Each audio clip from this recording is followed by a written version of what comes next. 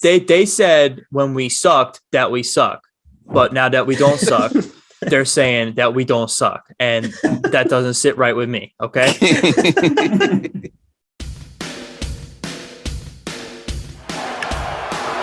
Fly ball left field. Nate McClouth is there. And the magical season of the Baltimore Orioles continues. Ball and 2 strikes on Goins. Ground ball to first. There's Pierce. And the Orioles are champions of the AL East.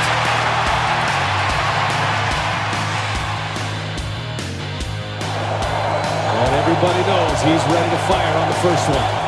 Bases loaded. Young swings, line drive. That is down and to the wall. Cruz is in. Pierce is in. Party around third. He's going to try to score. And safe. The Orioles have the lead. With the first selection of the 2019 MLB Draft, the Baltimore Orioles select Adley Rutschman, a catcher from Oregon State University.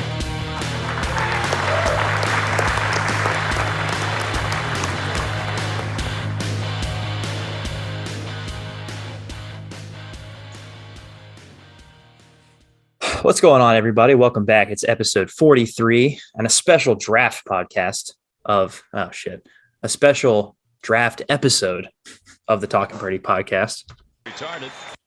My name's Ryan. As usual, I have Josh with me. I have Brad with me. He's here. And we also have a special guest today. You know him as Orioles Fan Probs on Twitter. It's Ryan Blake. Ryan, you've been here before. It's been a while. Welcome back, buddy. How you doing? I'm doing great. It's nice to be back with you guys. First time you guys were just kind of getting the podcast started, and I'm glad to see you guys still going at it. My podcast didn't last more than like a year, so you were like episode 3. Yeah, it was really early on. You're still working out the details of the Zoom, and now you've got a soundboard. So you guys have come a long way. Well, this is episode 1 of the soundboard right now. But yes. Yeah, we've been at it for, I don't know the exact day of the first episode, but it was definitely mid to late July last year. So. I was not a member of the podcast yet. I just guessed it here. I think we might have just crossed a year like a week or 2 ago. I'm looking right now. Yeah, actually, definitely. Because we started like mid to late July. So we're if not, we're very close to it now. Give me 1 second. We should also July 8th was our first episode. How about that? Well, hey, congrats on a year, fellas. Yeah. Appreciate that. We should do something special for episode 50, though, because we're coming up on episode 50. That's a pretty decent milestone, I would say. Yeah, we'll take that. Well, yeah, we're going to have on Jackson Holiday, obviously. I already sent him a DM. I know we said let's wait until he signs, but I did it anyway. Well, apparently, from what I'm understanding, there's pretty much an agreement in place already. So yeah, that came about pretty quickly. Yep. Where did you come to that understanding? I just saw people talking about it on Twitter. I didn't look into it very much. John Heyman source. John Heyman tweeted like a half an hour after he was drafted that he was going to sign for like a little over $8 million. Yeah, I think that's the screenshot I saw of the Heyman quote. Yeah. Okay, I see. So it seems that there is absolutely no kinks to work out there, which is a good thing. You always worry a little bit when it's a high schooler, especially when they're a highly rated high schooler that has a commitment to a bigger college. I believe Especially Jackson. His dad and uncle are coaches too. Right.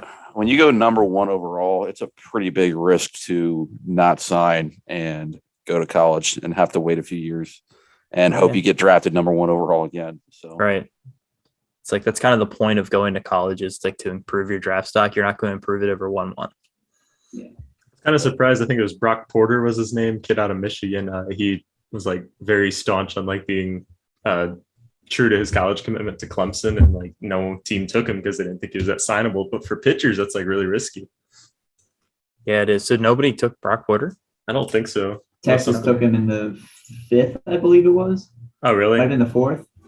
Mm-hmm. Yeah, Okay. they grabbed him today. I don't know. I mean, it's kind of I haven't seen anything yet about signability and whether or not they're going to be able to fit. But if he gets what he was commanding, they're not going to have a lot to allocate over the rest of the draft. So I still think there's a shot that he ends up going back to Clemson. Good thing they saved all that money taking Kumar Rocker at 3.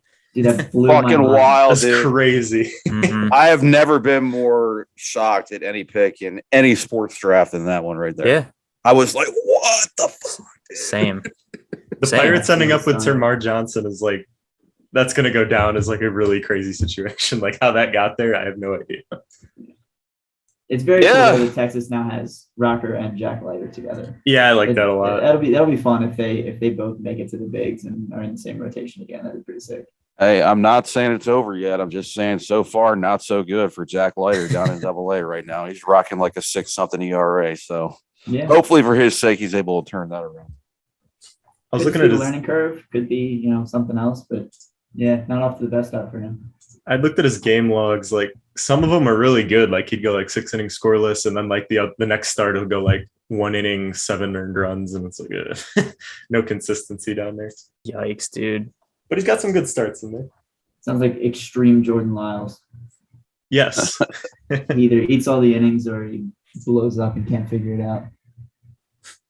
Brad has a deep-seated hatred for Jordan Lyles. Fuck him. Can't Oh, I wait till know. he's gone. Can't wait till he's gone. Like deep. I know. I remember like back when we first made that signing, I remember seeing some of Brad's tweets, and I was like, I honestly thought it was a bit because you were so pissed off that Jordan Lyles was the guy they gave money to. It kind of is. I mean, I do genuinely hate him, but it's also kind of a bit too because at this point, it's just my brand. And I people respect that. people give me all kinds of shit for it on Facebook, Twitter, all that stuff. So if everyone was in agreement with me, I probably wouldn't say anything much on it. It would probably just be, it is what it is. But Yeah, people disagreeing with Brad fuels him. yes.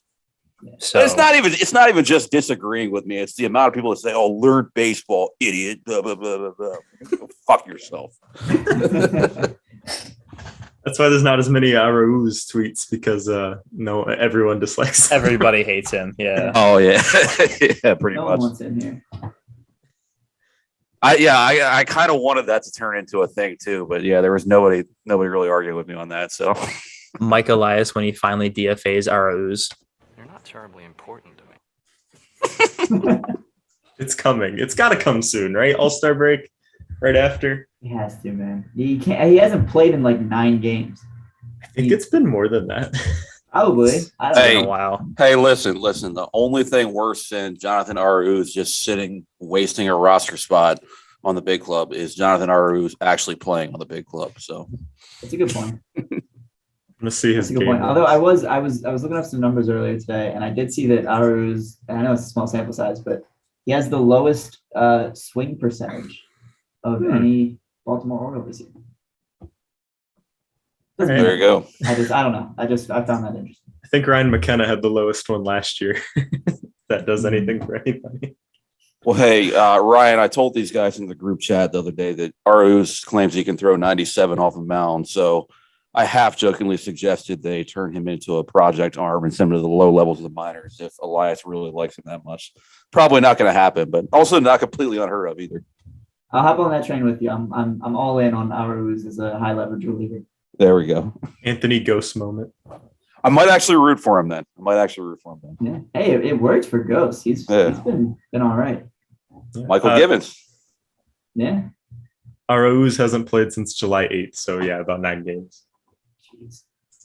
Serious. He's killing it down there.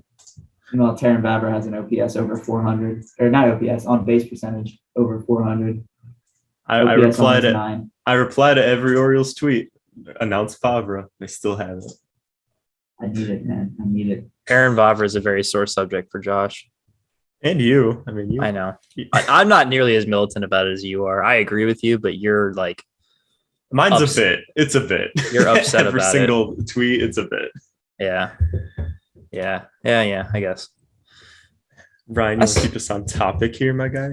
There's no reason to stay on topic tonight. We're loosey goosey tonight, my dudes. All we're doing is talking about the draft. Actually, no. We'll recap a little bit of what happened over the weekend. So yeah, we've still won 11 out of 13, despite we lost 2 out of 3 to the Rays. I hate that team. I hate that team so much. I hate them with every fiber of my being because they're scrubs and they still win games, and it upsets me. Yeah, Anybody dude. else? Anybody else got a comment? Looking at their lineup yesterday, I was like, "Holy shit!" There's like 3 or 4 major leaguers in this fucking lineup right now. Yeah, You know how to use them, man. Brett Phillips hits a 3-run homer against us, of course. Hit 2 grand slams last year against us. Know how to use them. That's just a product of fucking luck, dude. That's just unlucky that he fucking actually hits halfway decent against us. And a Rosarena goes from kind of just a guy to the best hitter in the fucking world when he plays the Orioles. So Randall. I love Brett Phillips, and I absolutely hate Brett Phillips' guts. That's a very unpopular opinion on this show. Well, no, I mean, I've actually kind of said before, if Brett Phillips were a good player, I would love his personality. Dude, he's so much fun. But he's so terrible, he doesn't have the right to have that personality, in my opinion. That's fair. Yeah. I don't know. He seems like a good dude. He was involved with the he won me over with the MLB The Show tournament that they did during COVID. But yeah, I mean, the dude, like, I'm trying to pull up the splits now. I was looking at him yesterday, which didn't include the 3-run homer. But he has no business raking against the Orioles the way he does. Absolutely none. He has a 478 OPS overall this year. That's unheard of. It's unheard of. I'll see his career against the Orioles. It's got to be like insane. Shit, I clicked on 2022. I think his OPS plus this year is like 41. It's so bad. It's abysmal. All right, opponent, Baltimore Orioles. 37 games against the Orioles. He's OPSing 1038. 6 home runs. 18 RBIs. Wait. Phillips has a 1038 OPS against the Orioles this year? In his career. In his career? It's 9-something this year. Holy shit. Him and a Rosarena, man. The only 2 teams he hits better are the Astros and Cubs, and he's played like way less games against them. That's kind of shocking. There are teams he plays better against. All right, the rest of the AL East, he has a career 395 OPS against the Red Sox, 372 against the Yankees, and 492 against the Jays. So he's terrible against the rest of the division, and he's freaking Shohei Ohtani against the Orioles. It's absurd. If he were an Oriole, he would be the shitty player who's a fan favorite that would absolutely drive me crazy. Oh yeah, for sure. In 19 games at Camden Yards, his OPS is almost 1,000. The only stadium he's better in is Minute Maid Park, where he has 3 games. So something's up. I'm invoking the rights of the host and saying that we're not talking about Brett Phillips anymore. Again. Sorry, yeah, we kind of went off on that one. We don't. That's not allowed here. You got to deep dive the splits, Ryan. We don't do that here. Any thoughts on the series, guys? I mean, Saturday was pretty cool. Yeah, it was a good win. I mean, like the last game, or that game actually, it felt like one of those games, like for the first time in a while, where we just kind of gave it away. Like I think 2 of their runs were on wild pitches or pass balls, and we weren't really hitting like at all. And then late they came back. Adley's solo shot was electric, but they won. That's all that matters. We only I think the run differential for the series was like -2 in favor of the Rays. Yeah. I mean, they played pretty hard. We lose those games 10-0 last year. Well, it wasn't electric if you ask Scott Garceau. Right. Because that call had like leadoff single and spring training energy. It's gone. If you told me, if I didn't know any better and you told me that was the Rays broadcast calling that home run, I would have believed you. Yeah, I agree. People were saying it on Twitter, and I completely agree. Like the vibes of this series were just terrible. Bad vibes all around. The Trop is bad vibes, period. Yes. And then you add Scott to the mix. It's just like, it's just bad vibes. Like, dude, makes me feel gross. I've said this before, but unpopular opinion. When I went to the Tribe last year, I actually thought it was halfway decent, vibe-wise. It was, I don't know. It was just a Saturday afternoon game in the summer, and the Rays were playing well. So I guess the energy level was up, probably due to the game time and everything. But it actually was a decent experience, I thought. Well, I'm going in August, so I'll see what you mean. But like, I'm sure it's a different thing when you're there. But I don't know how many ballparks are bad vibes when you're there, I guess. Yeah. There's some that are bad vibes on TV though. That's what we're really talking about that. Miami for me was one, but it wasn't really a fair comparison. That was a noon weekday game during COVID. So Maybe 2,000 people there. yeah, if that. What Roof is it? was closed. The John Boyce video where he's talking about the pitcher for the Mets that hit a home or a double or something in his first at bat, and he's like, "How many people at this game are actually paid to be there, and are there more people paid to be here than fans who paid to come?" And like, it was very close between like all the vendors and employees and stuff. Oh yeah. It's good. All right. Well, yeah, that series didn't really do anything for me. Saturday Saturday game was blown out this month, which is cool. I mean, it sucks to lose a series against a divisional opponent, especially when you have a chance to pull within a couple games of them before the All-Star break. But I mean, they lost by 2 on Sunday, and it was the first loss by more than 1 run this month. So like, team's still hot. I'm not worried. The Trop is a place where the Orioles can't seem to win baseball games. They probably shouldn't have won on Saturday. They probably should have won Friday and Sunday, but didn't. That's just how it goes sometimes. I'm not too down about losing one series, especially coming off a big win streak. Just the annoying part is once we got to 2 games within wild card, it seemed like every single team won every game except for us. Yeah. Well, Mariners still had a fucking loss. I know. Can't believe that. Like literally every team was winning. Like I think the Blue Jays won like 3 straight. Then the Red Sox all of a sudden won a few games. You had to figure it was coming with the Blue Jays, even though they lost the first game of that series. Kansas City sucks as it is, and then they were missing half their team. So it seemed like a foregone conclusion that Toronto was going to end up whooping up on them, and then the Mariners can't lose a game. And they have to play the Nationals, which is bullshit. Oh yeah. Our second half schedule does not get easier. Like August and September are brutal. Yeah. Oh well, look, I don't care. The Orioles can go on another 19-game losing streak. I don't care. This team's fun. They're having a good time. They just won 10 in a row. They're going into the All-Star break 500, which is better than any of us could have asked for. So it'd be awesome to make the playoffs, but like at this point, whatever. I'm just happy to see them, having a fun stretch. Yeah. Yeah, we called it on this pod, or called for it, I guess, on this pod, asking for just a 70-win season would be like awesome. And like, it looks like they're clearly going to be over that hump if they keep the current pace. But second half, when the prospects come up and we kind of dump some of the more black hole spots in the lineup, it'll continue to be fun, if not more fun. Might not win as many ball games, but it'll still be high energy. Ryan, what are your thoughts on DL Hall? I think that my only complaint with Hall, it's not the command anymore, because I think he's done a solid job, especially recently. I think it's a matter of he has a tendency to try to be a little too cute sometimes, trying to rack up strikeouts, and it works for him a lot, but it also puts his pitch count pretty high. I'd like to see him attack a little bit more, and I think we'll start to see him go deeper into games at that point. But I want him with the Orioles I want him starting on Friday night. Like that's where I am with DL Hall. I want him to be called up to start the next game, because he just went on Sunday, so it'd be normal rest for him. They might want to give him an extra day or two, but he's alleviated a lot of the concerns that I had, with the injury and with the walks. He's going to keep walking guys. It's not going to change overnight. He's been on a better stretch lately. I'm sure they'll come back. But he's pitching with a lot of confidence, and I'd like to see him keep doing that and see it happen at the big league level.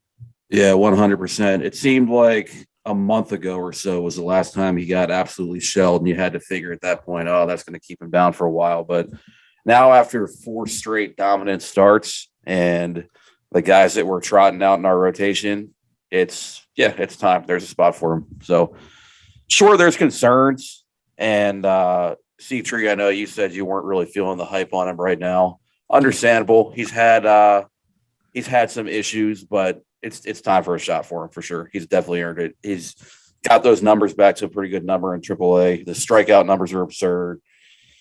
He's missing bats, man. He adds something to the rotation for sure, no doubt in my mind.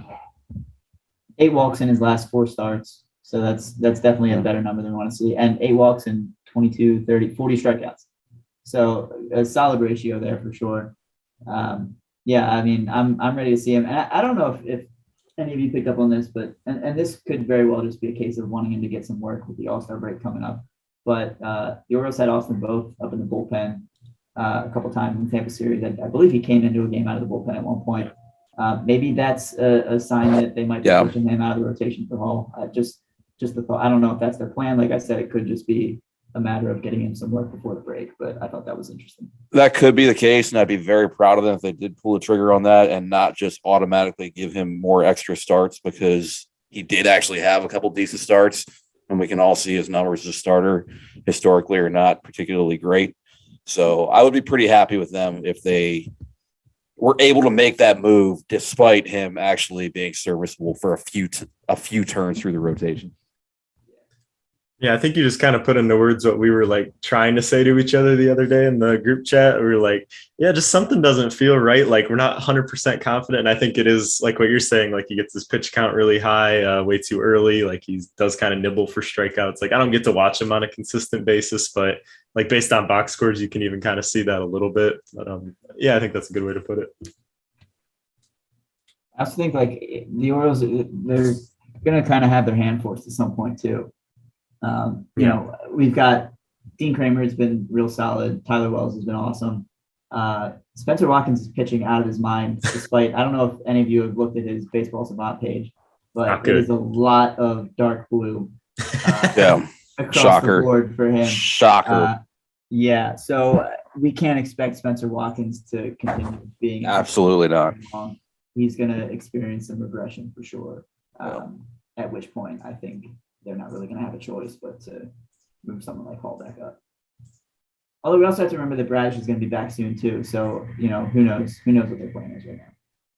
Yeah, a lot of different options. We talked about this the other day. Like, you know, there's a lot of spots that are not a lot of spots and a lot of guys who are viable starting pitchers. And it's not a bad problem to have, but, you know, some of these guys got to get their innings in.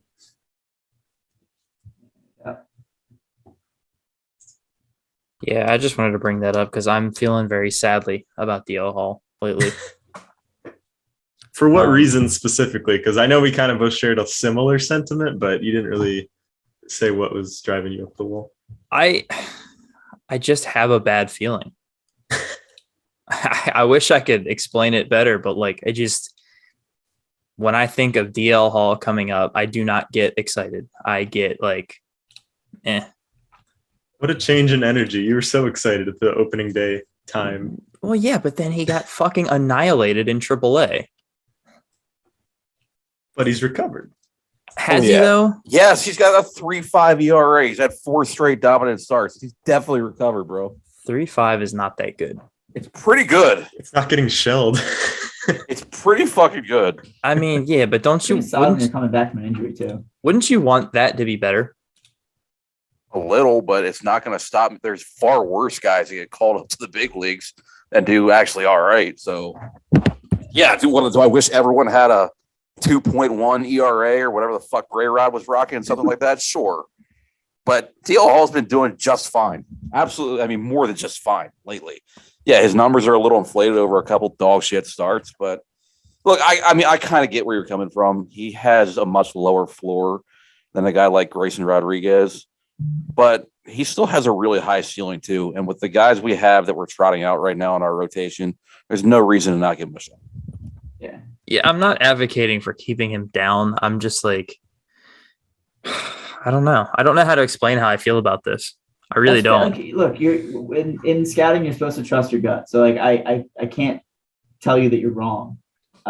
He's got, you know, if you look through his game logs for this year, he's got 2, maybe 3 bad starts, and the rest have been at least solid. But the way I look at Hall is, you know, you mentioned there's a lower floor there than some other guys. That's true. I think his floor is a good high leverage reliever. A lot of relievers are failed starters, and you can't be a failed starter unless you get a chance to start and fail at the major league level. So, you know, they got to give him his chance sooner or later, and he'll either sink or swim.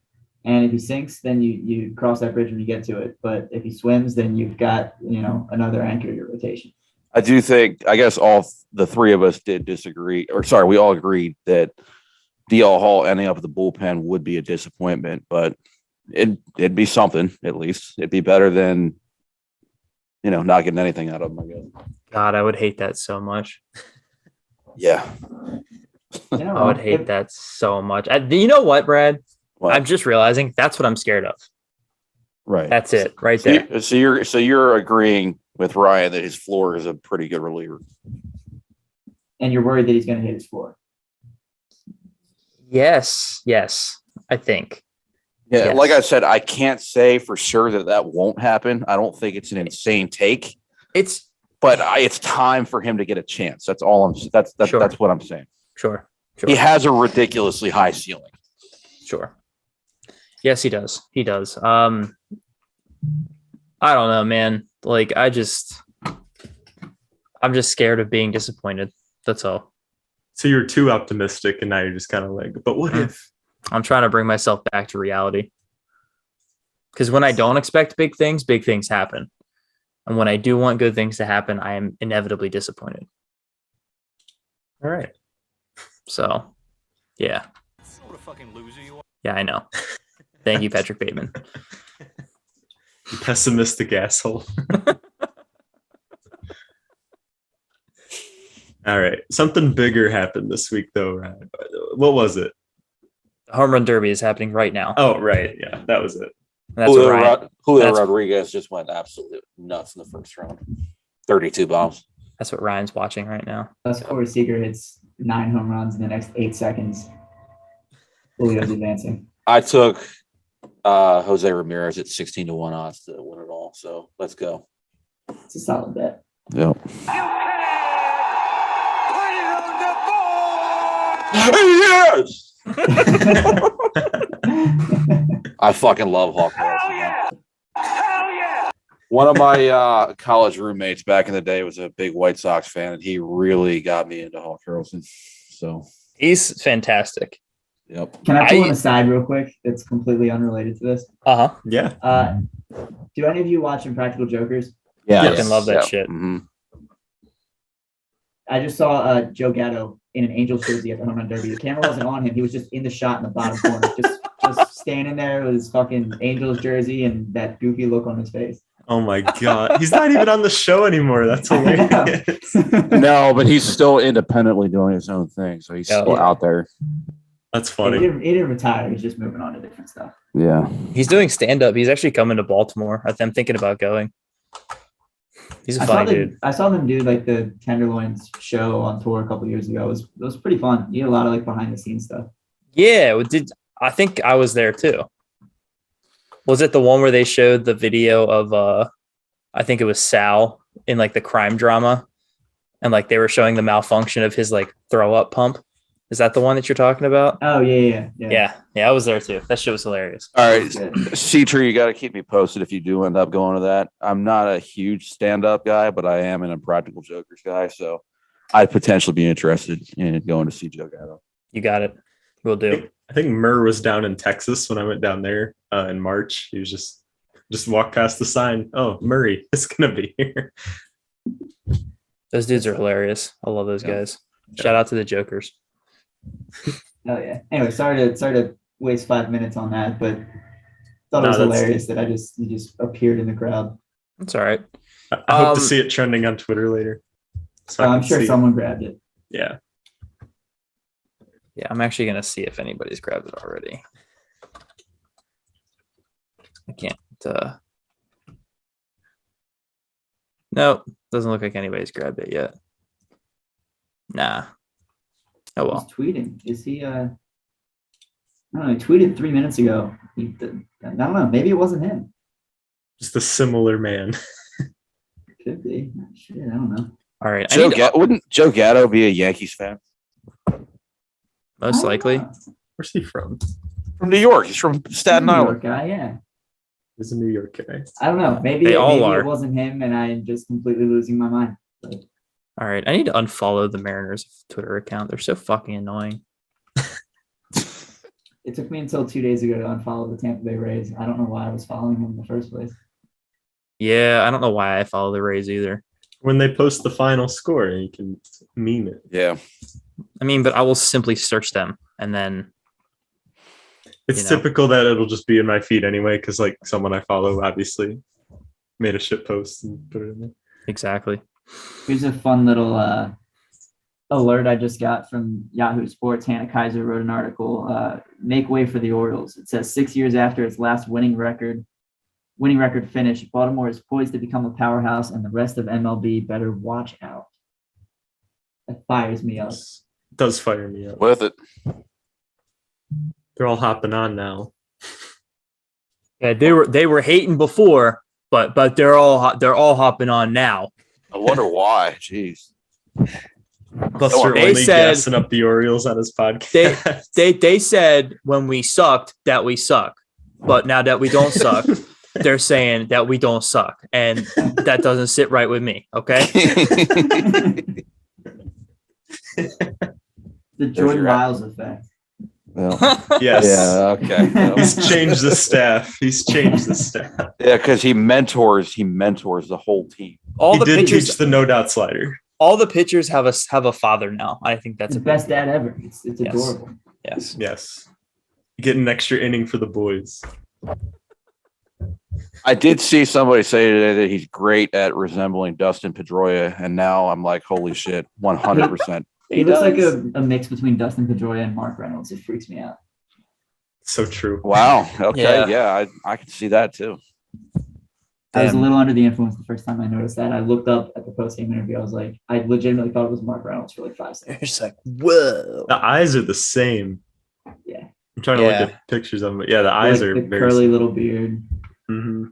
Who's the best dad in the rotation if the Orioles trade Jordan Lyles? Like who's the new father figure? I prefer Oh, to God. answer John Means from afar. He's I tough get- to watch. John I guess Means it would John have to Means be. in the broadcast booth with a foam finger. Yeah. He's great in the booth. I love listening to him. Yeah, I do too. So good. He definitely said fuck. We're all in agreement right there, Dude, right? 1,000%. I don't care what 100%, his yeah. wife says. He said, I don't fuck with the iPad. Yes. He absolutely said I don't fuck with the iPad. I don't care what you say, Caroline. I know you're listening. He definitely said fuck. It's undisputed. She's like, it's his Kansas accent. And I was like, but where was it the other words of the sentence or any Yeah. sentence he's ever said? No way. I know what Listen, a I Midwest accent sounds like. It's not Yes, that. I spent 4.5 years in Kansas, and Right. I know how they talk, and it's the same exact way that I talk. There's no Midwest, there's no accent. It's different than what you hear around here. It's not. Hey, I did say Norfolk, very overpronounced when I first came here. Norfolk. Norfolk.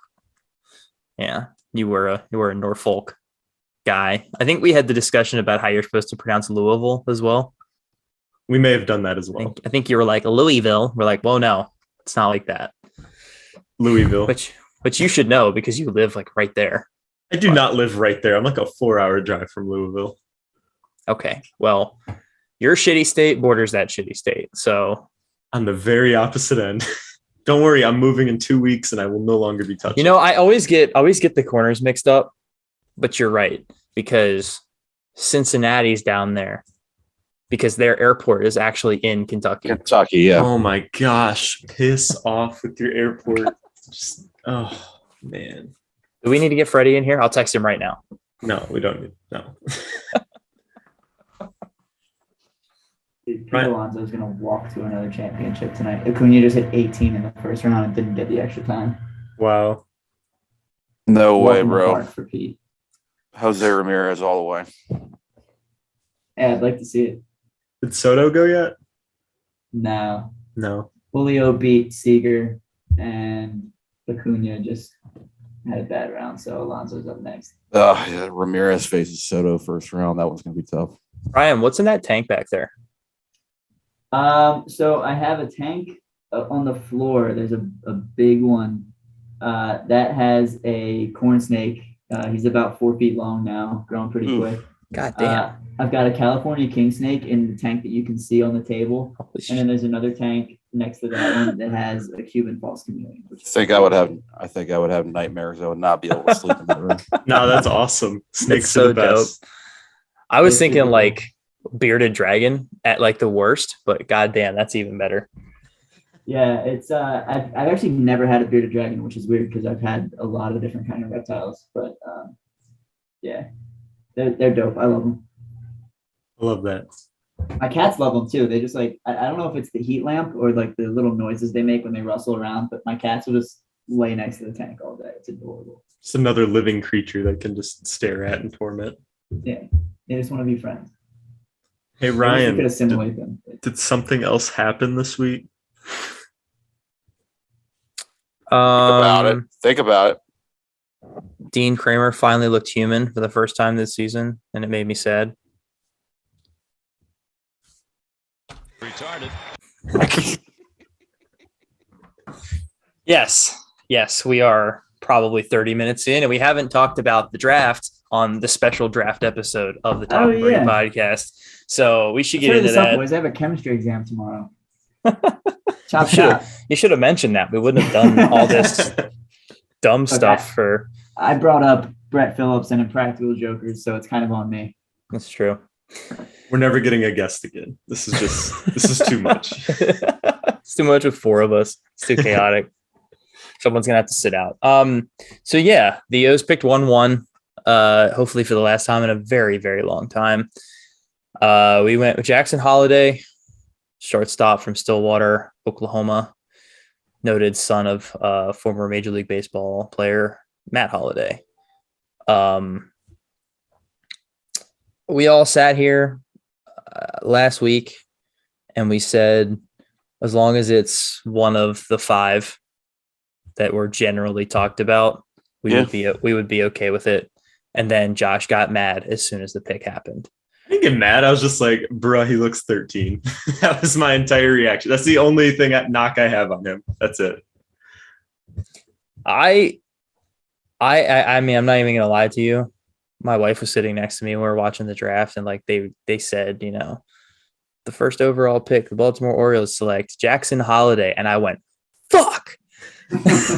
My first reaction was to be a little disappointed because I felt like he was probably one of the lesser likely ones. But then, like I said, was going to happen as long as it was one of those five, I would be completely on board. Mm-hmm. And once I saw all the numbers he put up in high school, I mean, I know it's just high school and it's hard to measure, you know, the varying levels of competition. I'm like, all right, let's fucking go. Jackson Holliday, baby. Now I'm completely hyped. Yeah, I'm with you there. I don't know what it is. I guess I just sold myself on Tamar. That's what I did too. I kind of fully too. Committed. Yeah, I did too. I fully sold myself on Tamar, and then I fully sold myself even more when they showed like right before the pick. I don't know if you guys were watching MLB Network or ESPN, but on the MLB Network coverage, like right before that, like the Orioles came to the board, like, you know, the Manfred came up to announce the pick. They showed a shot of Tamar like picking up his phone and like running off the set. I was like, oh, it's Tamar. And then he said Jackson Holliday, and I was like, damn it. How much of this is just Elias trying to throw everyone a curveball again? And it's what he does. Yeah, they can't predict me. No, they can't. I was going to take Tamar. Yeah. So at first, but they can't get me. At first, when it first happened, I was kind of like, oh shit. But now I'm like, hell yeah. All right. Dude, the Orioles are very good at keeping things very close to the chest because Vegas thought they had them figured out three different times really in the last week. They made Drew Jones the favorite. And then on Saturday, they made Brooks Lee the heavy favorite. And then Sunday, it flips again. Termarr Johnson was a pretty big favorite. And none of them ended up being the pick. Man, it would have been kind of cool to have our first overall pick like be at the draft, and like he gave that really like nice speech. Like he seemed like a really good kid, and ended up falling to the Pirates, and like good for them, I guess. But we're all pretty happy with Holliday, it seems. You guys see this the shirt that he's wearing in his interview? Fear of God Baseball. It's a brand. Yeah. Is that what I had never heard of that? It's probably something very local. Yeah, I guess so. I couldn't stop laughing at Matt Holliday. And I mean, maybe he just dresses like this, but it had big, like, how do you do, fellow kids energy. The glasses. It was the glasses. The glasses and the backwards cap. Yeah. Like, It was a look for sure. yeah. They looked very disappointed. That might just be how they are, like just very relaxed people. But No, see. I mean, I get what you're saying with the interview when they were actually talking to them, but like Jackson's jaw drops when they announced the pick. Yeah, I know. I'm So, just fucking around basically. I heard something about like Matt had gotten a call like 30 seconds before and knew, but he didn't tell Jackson. Yep. So he wanted Jackson to hear his name and find out that way. Yep. Which I think that's the right way to handle that, I think. Yeah, that's really cool. I've always wondered in situations like that how far in advance those guys actually know, and it seems like they really did find out at the same time, pretty much as all of us. Honestly, if I had to guess, I think the Orioles also found out very shortly before the draft too. Yeah, That's crazy. I know that was even the case in 2019 when they took Adley. They were down to the last minute. They were talking to Bobby Witt's agent, seeing if they could, score a better deal. Of course, they ultimately ended up with Adley, and I'm glad they did. But I think they really took it down to the wire and wanted to cover all their bases before they made the call. But I mean, I like the pick. I think if you really want to, you can make the argument that Holiday might be as good a hitter as Tamar Johnson, and he plays way better defense. So, I personally think that Johnson's the better hitter, but they both have a lot of room to grow. Holiday's still going to fill out a little bit, could be a 25-30 homer guy, a shortstop, really good instincts in the field. So I like the pick a lot, legit 5-tool guy. So there's a lot to be excited about with him. Yeah, for sure. 685 average, 2.1 OPS, 30 for 30 on stolen bases. High school record, I believe, for 89 hits. I don't know if that was just in the state or if that was a national record. National record set by Real Muto in 2010. 2010. Mm-hmm. Yeah. Interesting. Yeah, he's a dude. And how can you not like the bloodlines? So, 50, he had averaged more than one extra base hit per game, 52 extra base hits in 40 games. Yep. 89 for 130. Wow. Nuts. Yeah. Absolutely nuts. Yeah, I mean, competition level aside, you have to be an absurdly good hitter to hit for a 2.1 OPS. Yeah. And I do want to take away my comment I made right before the draft when I said, I was like, but it's Oklahoma. Like the competition out there is probably not as good as places like Florida and Texas and California. And I was like, a bunch of Oklahoma picks kept coming off the board. And I was like, maybe it's a little better than I thought. So I guess he did play 6A. So from what I was reading, 6A is actually for Oklahoma pretty fucking stout. So it's not like he was playing against noobs who teams didn't have to make cuts on or anything. They're playing against the bigger schools in the area. So larger student body to draw from typically means you're going to be playing against better players because they actually have to beat out more people to make the team. It's not a super high number, Josh, but I did look it up. And last year, players from Oklahoma combined for 14 WAR in Major League Baseball. Yep. See, I'll admit that one was wrong on that one. I know it's not quite as high profile as some of the other states we mentioned, but yeah, Oklahoma's Texas light. Yeah, obviously Texas, Cali, and Florida are the hotbeds, but like acting like you can't find talent anywhere else is kind of. And Howard County, Maryland, for sure. Oh yeah, absolutely, for sure. Oh man! So Holiday was from Oklahoma. Beavers was from California. Fabian from Florida. I think Wagner was from like Wisconsin or something. It's something. Brad, Wisconsin. He went to Clemson. Yeah, he went to Clemson, but he's from like Green Bay, I think. Yeah. Brad, you really love. We'll cover everything, but Brad, you really love Max Wagner. Yeah, I mean, again, I'll reiterate, as I've said many times before on here, I don't really pretend to be an expert on these guys until they start producing in the minor leagues, until I start seeing them up close. I don't watch or follow college baseball. I just looked at the numbers he put up, though, and holy shit. He had nearly a 1.4 OPS in the ACC. He was ACC Player of the Year, 27 bombs and 203 at-bats. That's wild, dude. Yeah. What did they take him? What is he drafted as position-wise? He's a third base. Third base, but I mean, you can move guys around, whatever it comes down to. Right. And as we know, it looks like we're just building up a bunch of bats that some of them are eventually going to get traded for pitching because we're not going to have room for all of them. So whether Max Wagner turns into a beast that plays for the Orioles or a beast that the Orioles can trade for better pitching, that excites me, man. So I'm rooting for the guy big time. The Max- MLB pipeline explanation for his defense is Wagner's a capable defender at third base with good body control, decent range, solid arm. Needs to improve consistency because the game speeds up on him. Fringy runner, but not a liability on the bases. Like Brooks Lee was considered the best college bat, right?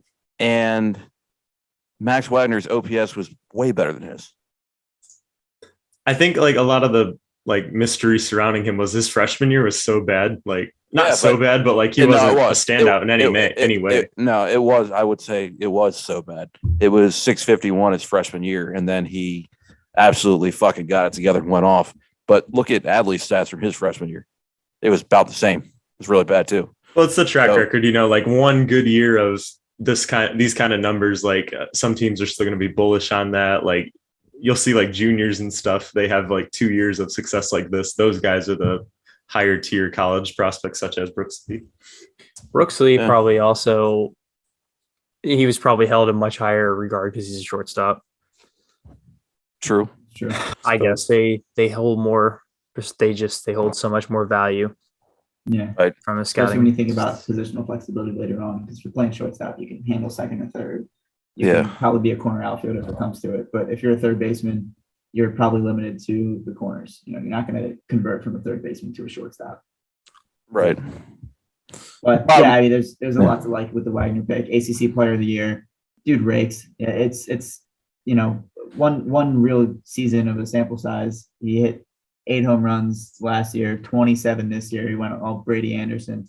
But that's all you need when you're putting up high exit velos and just absolutely crushing the competition. Like that's going to shoot you up some draft boards. Maybe if he went to college for one more year, he'd be even higher than this. So a lot of upside here. He's like 20, right? He's pretty young for a college guy. He'll be 21 in August. Yeah. It's not bad. I do want to point out between his bad year and his good year, he had double the amount of at-bats in his good year. So if we want to talk sample sizes, there is more of a sample size of him being good than him being bad. Yeah, I didn't mean sample size as much as like track record, but yeah, you're absolutely no, right. No, I get you. I was just saying that I saw other people saying the same thing, so I'm just thinking. Well, his summer teams too in the Northwoods League isn't like the highest regarded summer team league. Like obviously Cape Cod is where a lot of the blue chippers go, but Northwoods doesn't get quite the reputation. And he performed well there as after his freshman year, but like the track record is the bigger holdup with him for a lot of teams. Yeah. So we'll get back in order here. This was Comp A, right? Wagner was second, yeah. No. Beavers. Beavers was Comp A. Yeah, 33 overall. Yeah, so 33 overall. Theos took Dylan Beavers, which is fucking first team all name for sure. Elias loves to take a silly name in the draft. He seems like he always has. We got 2 this year so far. What was the other guy? Drew Hodo. Oh yeah, the third. Yeah. So what do you guys think about the Beavers pick? I actually really wanted to ask Ryan his opinion because this is the one I probably knew the least about. Like Judd Fabian got selected by the Red Sox last year, and he passed on that, and he's got quite the track record as well. Beavers is the one I didn't really know a lot about. Yeah, I'm kind of in the same boat. I mean, I'm just looking at his numbers, and that's pretty much all I can do. Yeah, I mean, I've read some reports on him. I didn't know too much about him. I wish I was still into scouting like I was a couple years ago. But yeah, I mean, kind of a funky swing. He's got a little bit of a hitch in his hands. But he puts up results. He smacks the ball, had 62 hits in 56 games, 17 home runs, almost as many walks as strikeouts, OPS over 1,000. So a lot to like with him. Solid outfielder, decent arm. There were comps to Christian Yelich and Kyle Tucker. I think that's a little optimistic. Yeah. But, especially the Christian Yelich we saw last year. But there's some upside with this guy. He kind of reminds me of Kyle Stowers a little bit in terms of his overall profile. But yeah, big time on base guy. A lot of upsides now. Really. Yeah, like it. That's really all I've got on him. MLB had him as 22nd prospect for the draft. I was kind of surprised they didn't take Peyton Graham with one of those 2 picks there in the middle. He ends up going to the Tigers. Only other comment I should add about Beavers is he is also a young college player. Even though he played at Cal for 3 years, he was just 20 this year. So, He will also be 21 in August. Yep. Do they have the same birthday? Give me one moment. 8 days apart. Okay. Wagner's the 19th. Beavers is the 11th. Okay. That's what I needed. Oh, yeah. So I just saw a pretty funny series of tweets here. And it says Julio Rodriguez had a 260 slugging percentage at the end of April. If you've ever wondered how hard it is to adjust to Major League pitching. Next tweet, J-Rod game 20, 544 OPS. After that, 886. Witt game 20, 562 OPS. Witt after that, 803. Adley game 20, 513 OPS. Adley after that, 897. And then the third one is him quote tweeting someone who replied and said, "What about torque?" And then he said, "Okay, sometimes you're actually just not ready." I did enjoy the poetic justice of torque getting optioned the day of the draft. Yeah, because anytime they wanted to talk about him, like the first thing I thought of was like, he just got optioned today. Yeah. It makes me sad, man. I like seeing the big time prospects pan out. Oh, And for sure. when I see a guy like that start out poorly, and I'm not going to call him a bust yet because obviously you could figure it out, but He's 22. Starting out that way, yeah, it makes me a little more nervous about our top picks, obviously. Like what could happen with Jackson Holiday? I don't know. Please know that Al Avila is a complete bum of a GM, so don't measure Elias up to the decisions Avila makes up there in Detroit. Okay, but Spencer Torkelson was the clear-cut number one. Oh, I know. Yeah. He'd be an Oriole if we had the first pick. Yeah, for sure. Yeah. Not a great showing so far for your boy here, Brad. Ramirez is taking his time out. I think he's got 4 bombs. Oh, shit. Oh, well. I guess I'm taking an L on that one. Well, did Soto not go yet? No, Soto second. No. Okay. Ramirez has a minute 43 left. Oh, that's not good at all. No. You guys Not like a the great old base. format better with the out system? It doesn't matter to me either way. I have no opinion on it. I like the out system just because, like, with the new way they're doing it, like, you're supposed to wait for the ball to land, and some players do and some players don't. Yeah. So, like, and they don't police it at all. So, like, I kind of miss the out format, but the matchups are cool too. Like when Josh Hamilton, I think he hit like 35 bombs or something like that in one of those rounds. And like, that was just wild to watch. And like, there's no time limit. So he could just keep swinging. And it was really fun. And then he lost 5-4 to Justin Morneau in the finals. Yeah. He swung himself out. Crazy. We got one more here. Judd Fabian. Like I said, selected last year, second round, also the second round by the Red Sox. He did not sign with the Florida. Had a pretty nice season there. The average for a higher college prospect's kind of funny to me. Like, obviously average doesn't matter a whole lot these days, but he had like more walks than hits, and that's really comical. Yeah, he batted 239, and had an on base of like 414. Yeah. That's the Elias mold summed up right there. Yes, it is. One guy. And his hits are bombs.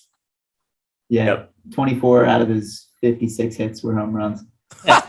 Hell yeah. Crazy. Now, how many extra base, like how many doubles did he have? 10 doubles, 1 triple. So that's 35 out of 56. 35 out of 56 are extra base hits. Dude mashes. That's 63% of his hits were for extra bases. that is a slugging percentage for sure. Without looking, I'm going to guess he strikes out a lot. He sort of.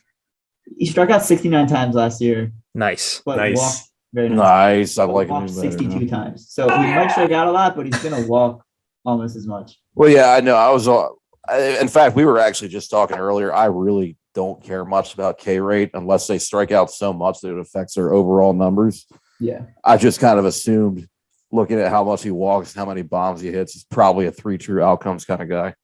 Yeah. Well, it looks like he cut down his K rate a decent amount and upped his walk rate a lot. Like in 59 games in 2021, he had 79 strikeouts, 40 walks, and in 7 more games, he had more walks and less strikeouts. Yeah, he definitely improved because his stock, like like this time last year, right? Everyone was on the Elijah Green train for the Orioles. Yep. The year before that, there was a lot of talk about Judd Fabian being a top 5 pick, maybe even first overall. And his stock really fell throughout the season last year. And I know his draft slot fell. I think that's largely because, he's losing leverage in terms of contract negotiation. But yeah, I mean, he definitely improved on his numbers last year. So hopefully, he's able to keep that trend going. And yeah, like you said, Brad, I'm not too concerned with the strikeouts as long as it doesn't affect his approach. If he keeps drawing walks at this rate and, Exactly. does, who cares? At this point, people just need to accept that strikeouts are a big part of the game these days. I think as long as you're still putting up good numbers, it doesn't concern me very much. Yeah. We're going to see it with Kyle Stowers too. Kyle Stowers is going to come up. He's going to strike out a ton. But if he's giving you the same kind of power production that you're getting from Anthony Santander right now, and he gets on base almost 1 in 10 times more than Santander, you're not going to be complaining. Right. Yeah. With K rates, I mean, like Trout's one of the more notorious strikeout kings in the game, and that obviously doesn't matter to him. That's true. That's true. He is Mike Trout is actually, you know what, Ryan, I'm going to let you guess because I don't think that you're going to be, I think you're going to be surprised by these numbers. Me and these guys talked about it earlier, so they already know, but there we go. Hold on a sec. Get it pulled up here. So Ryan, if you had to guess, you're familiar with Baseball Savant, I assume. Yes. He's never heard of it. Yeah. Where would you say Mike Trout is in strikeout percentage? What percentage? What percentile would you think he was in? I would probably say that I think he has. I'd be guessing. I feel like he's cut back a little bit in recent years. I'd probably put him around 27th percentile. He is 9th percentile in K percentage. That low? Okay. Yeah, that doesn't surprise me too much. But he's like 98th in everything else.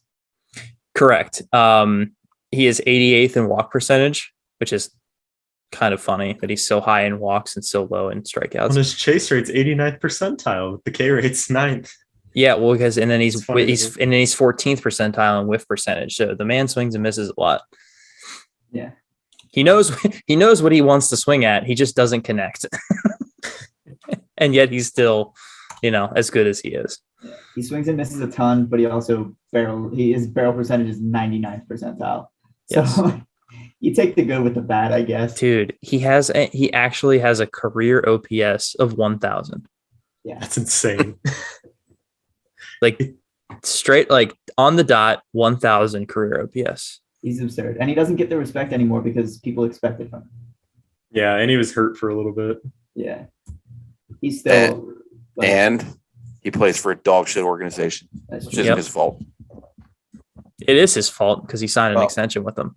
Fair enough. Who's turning down that kind of money, though? Well, Juan Soto, I guess. Somebody else wasn't going to give him that. I almost feel a little bad for him though, because he is one of the best players that this game has ever seen. And yet when people think of the Angels, they now think of Shohei Ohtani. Mm-hmm. Yeah. Hate that for him. He's laughing all the way to the bank, but Right. and I don't think he cares about the attention either. But He doesn't He'll be want all right. it, no. He'll be all right. his K percentages, I was completely wrong when I said I thought he had cut back on his strikeouts. It has increased just about every year. It's the highest it's ever been in 2022. I think strikeouts have just increased across baseball, period. That's true. Well, they have. It's just striking out is just such a part of the game now. What was the comparison you were making earlier between, I think it was Trout and Mountcastle? It was Trout and Mountcastle, yes. And Ryan, don't just let me give context before you wonder why I was comparing Mike Trout and Ryan Mountcastle. The reason is I quoted a tweet last night, and it was Sam Dykstra said, like, future Orioles infield, Kobe Mayo, Jordan Westberg, Jackson Holiday, Gunnar Henderson. That'll play if everyone comes close to their ceilings. And I said, don't disrespect Ryan Mountcastle like this, because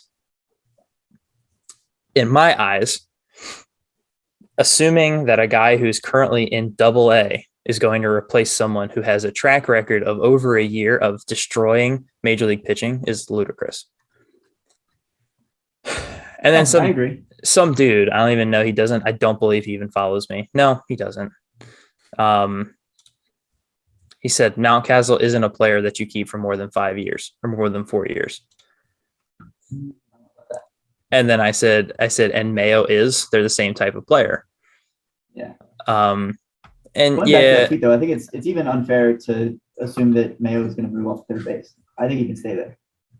I don't know. I don't give a shit about Kobe Mayo right now, but like, I don't know. So we just ended up having this. I sent this tweet to the guys, and I was like, do you guys think this is as dumb as I do? Because I just don't get why so many people. Oh no, I said I'm begging people to stop acting like every first baseman we have is Chris Davis, because that seems like ever since then, every first baseman type, everyone's like, oh, we just got to get rid of them. Got to get rid of them now before they start sucking. And I don't see that happening with him. Everyone's got PTSD. Yeah. I don't know. I feel like the only real knock on Mountcastle is his plate discipline. You know, his on base percentage is hovering just over 300. But the dude knocks the cover off the ball. He had 33 bombs last year. He has 14 more this season. And I think the approach is only going to get better with maturity. I mean, he's not 26 yet. He's still 25 years old. Yeah. Yeah, he just turned 25 in February. So I think he's only going to get better. It took a few years for Santander to start taking some walks, and he's improved drastically. His on base percentage is by far a career high right now. And I think we're going to see that with Mountcastle too. Once he really gets locked in and starts focusing a little bit better on his swing decisions, stops chasing those first pitch sliders that break off the plate away, because that seems to happen a ton. I think he's going to be just fine. And it's definitely far too early to say that someone like Kobe Mayo is going to replace him as our first baseman, especially when he's not even a first baseman yet. Very true. And like one of the bigger knocks on Mountcastle is his defense, and the way he's improved his defense has been just so insane to watch. Like he's like a legit first baseman now. Like he's been a net positive on defense this year. Yeah. You can't ask for much more than that based on, if you consider that he was drafted as a shortstop and they couldn't find a position for him in, 3 years in the minors or however long it was. More than that, 5 years in the minors. I mean, he came up and was not very good at first base, and he seems to have figured it out. So there's, a lot of excitement there. Ryan, if you had to take a guess right now, what would you think Ryan Mountcastle's percentile is in outs above average at first base? Outs above average, I don't like for first baseman, but 62nd percentile. 88th. Wow. Okay. Yep. All right. Yep. He has a better K rate and whiff percentage than Mike Trout, by the way. That is why we were comparing the two, because I wanted I think it was Josh when we were talking about this. They were like, yeah, Trout strikes out all ton too, and it doesn't he still mashes. Well, so in terms of comparisons I've seen this week, that is far from the worst. I saw someone tweet yesterday that Juan Soto is just an expensive version of Anthony Santander. Oh no. Not even close. Man. Oh no. Hold on, guys. Good God.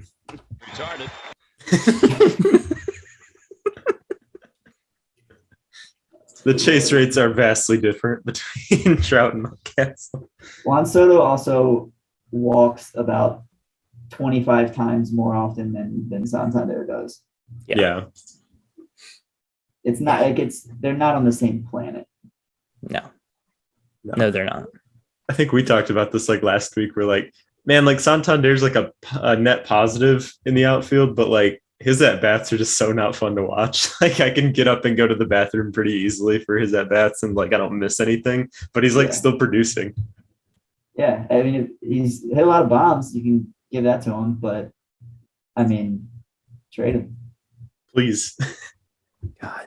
I need Kyle Stowers. He's going to put up the same power production. He's going to play a better outfield, and he's going to get on base a ton more. Yeah. Yep. You know, for all the people like the Nats fans like to talk about how young Juan Soto is, that man just looks straight up like Barack Obama.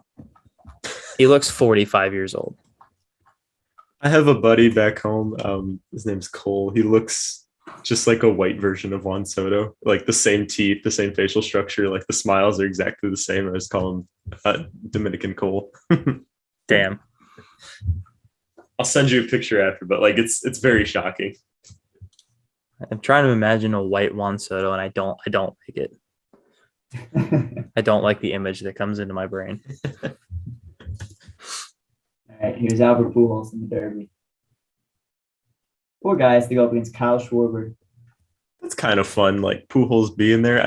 I hope he does at least like okay. You know, I don't want him to pull like a Brandon Inge and hit 0 home runs in the Derby. Yeah, didn't Cano do that too? Did he really? That'd be disappointing if he did. Cano might hit 1 or 2. Cano also won at least 1 home run derby. He did, That's yes. true. He made up for it. I think it was back-to-back years. He either shit the bed one year and then won it the next, or the other way around. I can't remember.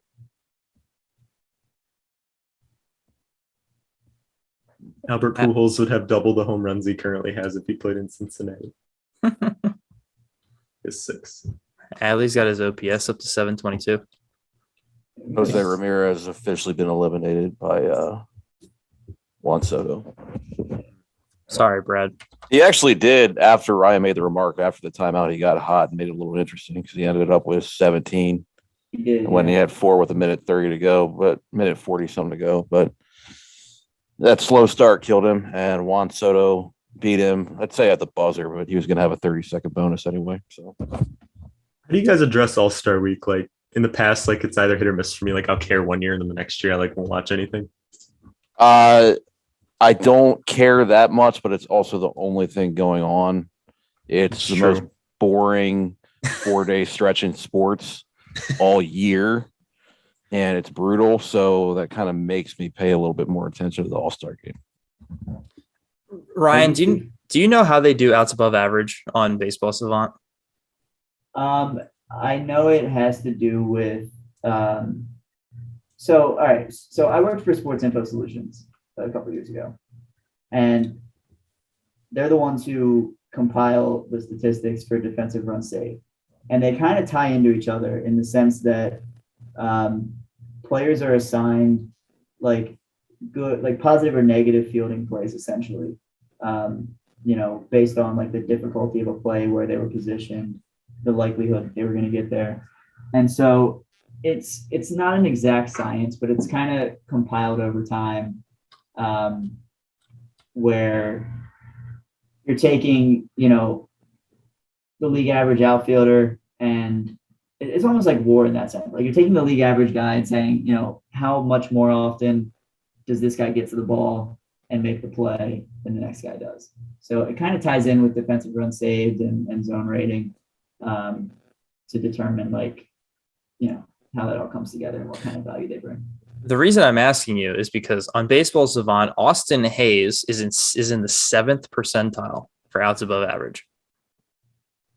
See, that kind of confuses me. Yeah, that's why I asked. That doesn't make a single bit of sense to me. He's a fantastic defender. I don't get it. The baseball world has yet to figure out defensive metrics. There's just so many conflicting stats and numbers and everything. And yeah, they're so imperfect at this point. Like he also has, I think the jump kind of plays into it too, because he makes a lot of plays that look really impressive, but the argument can be made that those same balls are caught a little more routinely from guys who might get a better jump. So it could be a matter of his first step playing a role. But yeah. Interesting. Cedric's Baseball Savant looks really bad this year. Makes me sad. it was pretty good at the beginning of the year. It's not good. He's our team war leader right now. It's not good at all. In fact, of the offensive categories, he only has 2 in the red. And that is whiff percentage and K percentage. You're okay with keeping Cedric around, even if he just performs like this for the rest of his career until like a replacement like a better replacement comes up. But I mean, this is still an above average outfielder. Yeah, for sure. Yeah. I guess. I mean, it's I don't not know. his 2021 season by any means, but I mean, he's still like a I could take it productive or leave it player. with Cedric at this point. Look, if you get a Honestly. trade offer for him, that's a good offer. Yeah, like if I'm, they trade, I'm fine moving him. It wouldn't break my heart. not in No. the slightest. I wouldn't care at all. Genuinely. Sorry. He's been pissing me off lately. Yeah. I like Cedric Mullins a lot, but it seems like every time he comes up in a big situation, he swings at the first pitch and it's always like a slider or cutter in on his hands and he pops it up. I Yeah. feel like that's happened Man. 30 times this season. You guys are just buying into the hype right now. You guys got Beavers fever. I can't Like- wait to say that every chance I get. Beavers fever. With Mullins, like, yeah, they have bat quality, just like doesn't meet the eye test compared to last year. Like they just look like less competitive at bats. Yeah, they don't look good. He looks he just doesn't look confident up there at all. I hate to say this, but it almost gives me flashbacks to Chance Cisco, where it felt like there was no, like, there wasn't any danger in his swing. Like he was swinging just to swing the bat. That's how I felt with Cisco near the end of his tenure here, and I'm starting to feel that way with a lot of Mullins at bats. But I don't know. I mean, I still think he's a solid player. I think he should remain our leadoff hitter. But I'd like to see a better approach, especially in big situations. Yeah. Josh, did you get what I just sent you? On Twitter? Oh, on the text? No, I sent it on your phone. Who is this? I'll give you $10 if you can guess whose Savant page that is. Is it an Oriole? Yes. It is an Oriole. Mm-hmm. Can you send it to me? I want to guess too. Yeah. Brad, would you like to guess? This is Ramon Urias. Yeah. Okay. Okay. It is Okay. Ramon. Okay. It's lighting it impressive up, to man. me. It's impressive to me. His percentiles are so much better than I thought they would be. The sprint speed kind of gave it away for me. I was like, who's good but slow? Yeah, that'll do it. Ryan, I'm sending it to you now. Did they I take will say- launch angle? When did they get rid of launch angle on the percentile rankings? Oh, I don't know. It must have been last year, or like during last year or something, because I feel like I remember seeing that as recent as last year, but not this year at all. I don't know. But yeah, Ramon's been smoking the ball. Yeah. He just hasn't been getting in the air enough. No, he's a solid defender too. Like I didn't really notice that till this year, really, because last year he didn't really have a position. But when they put him at third base, he's like a really good third baseman. Which is weird because he was really bad at it earlier in the season. Like when he was playing there to start the year, like he could not make the throws. It was frustrating. It felt like every damn ball that Mountcastle or Mancini, whoever was over there, had to scoop it. And now he looks like a natural over there. It's weird. Yeah, like I thought he was kind of just destined to play second base because even at like shortstop, kind of the same problem. Like he's not throwing with much confidence or like I don't know, like energy in his throws, I guess. But at third base, he's just like you said, he looks like a natural. Yeah. At least as of late. Keep him in trade Jordan Westbrook. Well, let's calm down. I mean, that's my bit. Is that your It's not bit? really Oh bad. yeah. I know it thing, is. But Well, I know it is because Westberg dissed the shit out of you. So yeah. Oh, yeah, dude. What happened? So we were at a Bay Sox game. I don't even remember what the occasion was, but It wasn't an occasion. We were just at the Bay Sox we game. just happened to be there. Yeah. And I asked Westbrook for a selfie before the game. He'd like signed like 5 or 6 autographs, and I was like, Jordan, can I get a picture real quick? He was like, no pictures, and just walked back on the field. So he's on my shit list now. I understand. It's been like, and me and Ryan were at that game. We weren't even there together, but we just like showed up and we were like, oh, hey, Ryan Blake's here. And so we ended up sitting together. And like, that's just been our like running little bit is that like every time Jordan Westberg has a misfortune, I'm just like at Ryan Blake loves this. So it was a couple weeks later. I posted my top 50 Orioles prospects, and I ranked. And this, I don't think I actually believe this, but I ranked Terran Vavra at 9, 2 spots ahead of Westberg at 11. And there were some people who kind of gave me some shit over it. And I'm like, I'm kind of joking, but I also like, I really do fuck with Terran Vavra. So I don't know. And then he got promoted to Norfolk and started absolutely hitting the piss out of the ball. So, I'm happy to eat crow if he's good, but until he takes a selfie with me, or at least signs a golf ball, because I started this dope ass autographed golf ball collection. Oh my God. I love that. He has to earn me back. Started by Gunner, right? Started with Gunner, and then I got Kobe Mayo and Joey Ortiz, and then I got Colton Cowser the other night. Get Colton Cowser to sign your Lego Millennium Falcon. Oh my God. That's such a good idea. It's a great idea. Good luck getting that into the ballpark. But... Yeah, I know. You can get anything into Bowie. Yeah, they I believe that. Bowie has actually no security. You have to put it in your pocket. You can't put it in a bag. You have to put it in your pockets because they'll check your bag. But they'll check your bag. But yeah, they don't like. You could put a brick of C4 in your pocket and walk into the city. Yeah. You'd be set. Twitter user Please Orioles nobody fan do that. props This has is been not arrested. This is not encouragement. I'm just saying. Okay. Mini Lego Millennium Falcon. They're like $8. They're like our pocket size. Let's make it happen. There you go. I have a Millennium Falcon that's about this big. It's like a little mini thing that sits on a stand. I should totally get him to sign that before he gets traded for Luis Castillo. Dude, cool autographs are the best ones to have. Dude, look at this picture that I have. Have I shown any of you this?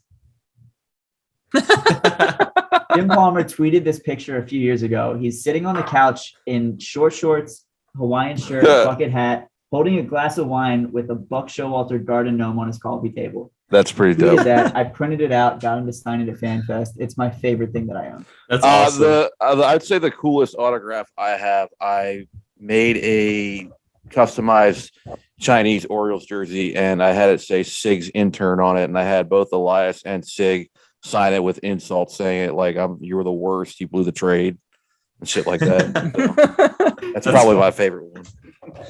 My most obscure autograph is for sure. It's not even baseball. My dad is like I want to say he's a traveling salesman, but he's a salesman that makes like sales calls to his accounts. And one of his accounts was this like Corvette specialty shop in like the DC area, I'm pretty sure. And one day he was in there and Patrick Ewing was there. And so my dad was like, well, I need to get Patrick Ewing to sign something. So he didn't have anything. He was just working. So he ran to like their little shop, bought a hat that just says Corvette on it. And like, I have a Patrick Ewing signed Corvette hat. That's pretty sick. That's really sick. Oh, He picked me up that day and he was like, dude, you're never going to guess what happened. You know, Patrick Ewing, the NBA player. And I was like so young. He's like, yeah, he's like, he signed this. And he just like handed me the hat. And I'm like, okay. That's awesome, man. Ryan, how did Palmer? Sorry. I was just gonna say my dad got me a Kyle Bowler autograph on a Home Depot receipt when I was like 7 years old. That's probably the most obscure I have. That Home Depot receipt's worth more than that autograph. Probably. But hey, I know I sent you this, Ryan. Friend of the show, Zach Peak, signed my beer bat. Zach Peak's the shit, dude. Yeah, he's the man. Love Peak. He did unfollow me on Instagram. I'm a little sad about that. I don't know if he remembered who I was like after I followed him. He probably recognized my face like after we recorded, and then he like a couple months later was like, I don't know who that is. Well, he thinks your name is Spencer. Yeah, so. This is true. Yeah, you guys got to see him at the game. I haven't been down there yet. Yeah, a couple times. Oh my God, Ryan. We went to opening day for the Bay Sox because Drew was pitching and he hooked us up with tickets. And we were sitting down there like towards the the first base side whenever at the end of the game, waiting for the players to come over. We talked to Drew a little bit. Pete came by, they recognized us. We were talking to him. He was like, oh, you guys are here. Where's the other guy? What's his name? Spencer? We're like, oh, it's Josh, but it's close enough. Close enough, yep. The Brandon Young story will probably be my favorite from this year, though. That's incredible stuff. What a weird guy. Is he You guys have hurt? him on the pod too? Yeah, dude. We want to have him on the pod, but he doesn't have like a phone. He has Yeah. a flip. He has a flip Oh my phone. god, dude, he's one of the most interesting people I've ever seen. Yeah. And I've never spoken to him, and I can tell. The legend grows. Yeah. Oh yeah. After they had told me all the stories about how interesting he was, I think another game I went to, I was either talking to Drew or Zach, or maybe even both of them. But I was just, sitting there after the game, and Brandon Young just kind of randomly walks over. He's like, "Hey man, you want this ball?" I was like, "Okay." He just like Straight up. for no reason, for no reason. And then said nothing else and walked away. Yeah, they just walked away. I want him Alright. on here so bad. He's like my top requested guest, and I just don't have a way to contact him. I think he Yeah. would have like big Ilya Brizgalov energy. Ryan, do you know what I'm talking about? It The- sounds familiar. The but former NHL goalie that always talked about like the universe and shit. Oh no, I'm not familiar with that story. Okay. He's a very strange fella. Let's just For not sure. ask him any baseball questions. Just try to get philosophical with him. And I think that'd be really fun. Yes. I do want to do that with like a player. Like if we have like a repeat player, I really want to do that with somebody. Brandon Young would probably be the top pick. Let's see if Drew wants to come back on. Like we talked Yeah. to Peak about Brandon. Like they both said, Peak and Ron both said Brandon Young's like the most underrated prospect in the system. And we're like, well, maybe we should have him on. And Peak was like just telling us about him. He's like, well, that's going to be a little hard to do. He has a flip phone. And like, we were like, well, what's he like? And Peak goes like, he's just kind of weird. Mhm. He shows that. I like him. On that. He's probably a blast to hang out with, though. Oh, yeah. Absolutely. Gotta be. Unrelated to the Bay Sox, but Pujols and Schwarber are going to a swing off. Really? Wow. They both ended with 13. Schwarber was hitting pop-ups and ground balls.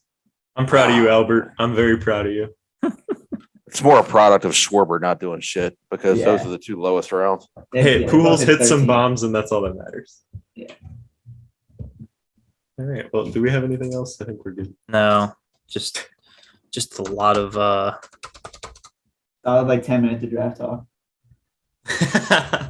yeah. It's, I'm not talking shit. we definitely It was a fun conversation. we botched this. I feel like we kind of did the same thing last week. We kind of went off on some tangents too, but that's We all did. right.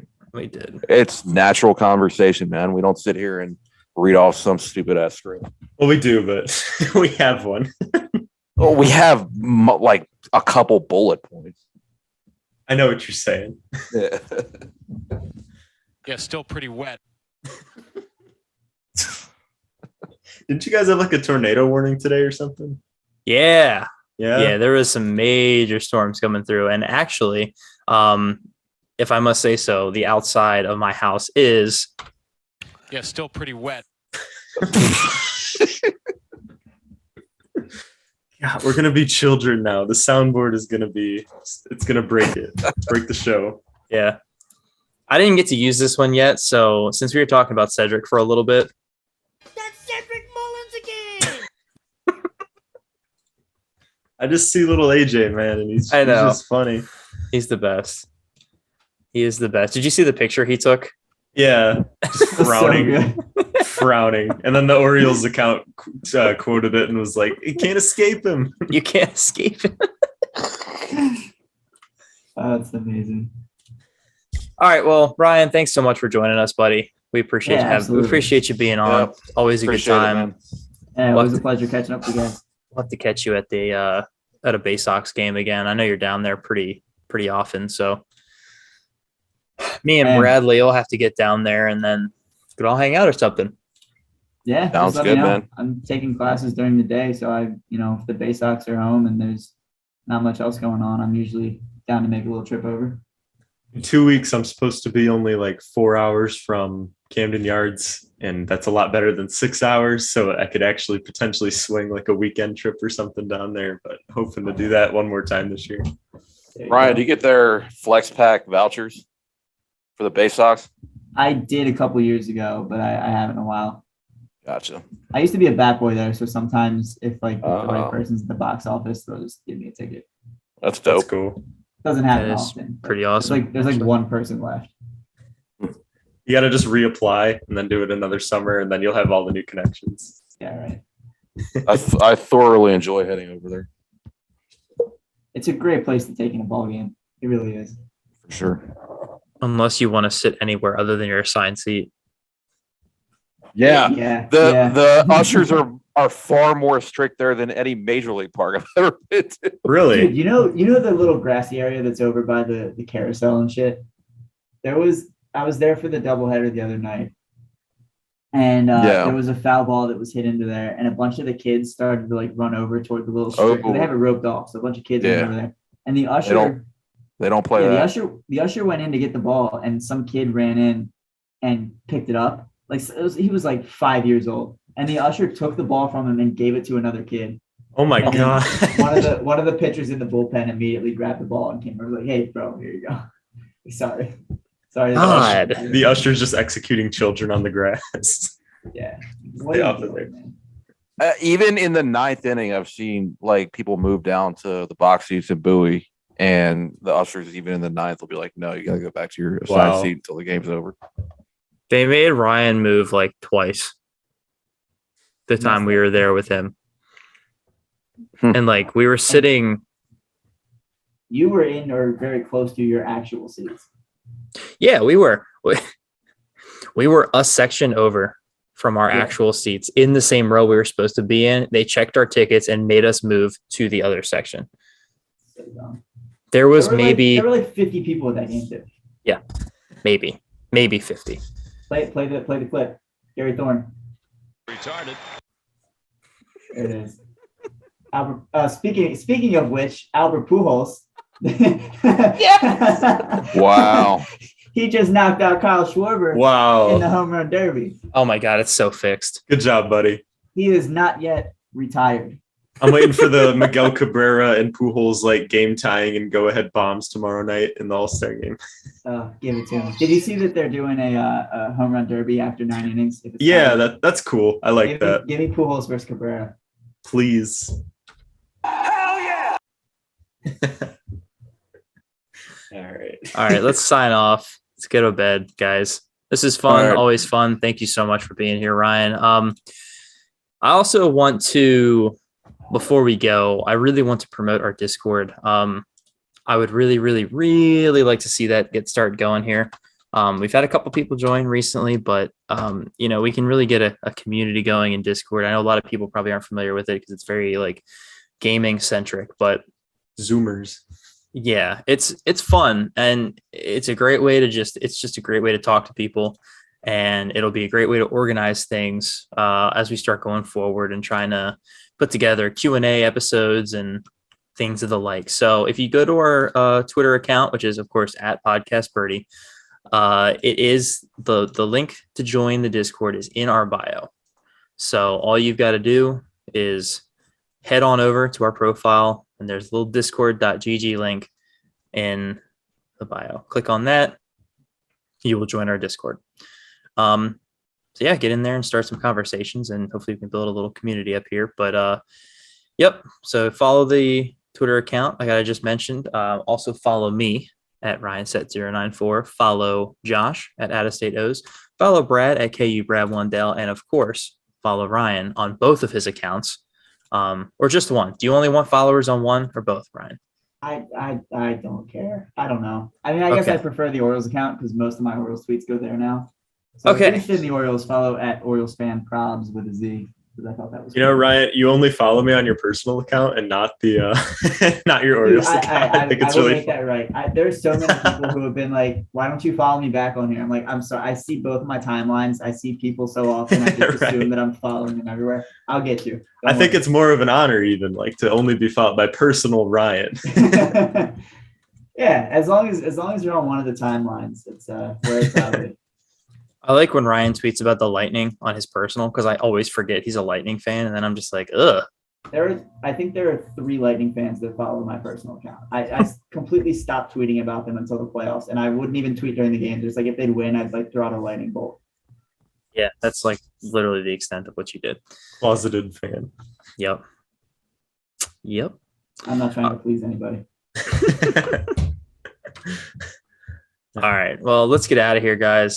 Thanks everybody for listening. I hope you enjoyed this very minimal draft coverage special draft episode of the Talk Brady podcast. Yeah. Thanks for being here, guys.